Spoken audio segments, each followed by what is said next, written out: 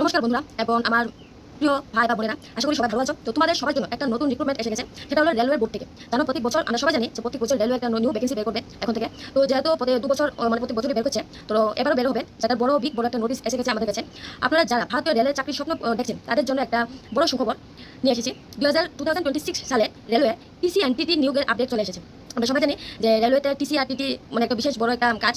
TT থাকে রেলওয়ের ভিতরে, টিকিট চেক করে, আর টিসি থাকে রেল স্টেশনে, যারা টিকিট চেক করে। তো এটা বিশেষ বড় একটা অফারে মানে রিক্রুটমেন্ট হবে এবছর। এটা এপ্রিল মাসে এটা নোটিশ এসে পড়বে। তো আমরা চলো সবাই জেনে নিই যে মানে কতটুকু ভ্যাকেন্সি কি, মানে কিভাবে এক্সাম প্যাটার্ন কি, তারপরে বয়সের ক্রাইটেরিয়া কি আছে। চলো, রেলওয়ে রিক্রুটমেন্ট বোর্ড আরআরবি প্রায় 8 থেকে 11 হাজার এবার টিসি আর টিটি ভ্যাকেন্সি আসবে। এটা আমি বলছি না, এটা আমি রেলওয়ের মানে ওয়েবসাইট থেকে এটাকে আমি বের করেছি তোমাদের জন্য, বিশেষ করে তোমাদের জন্য আমি এটা বের করেছি।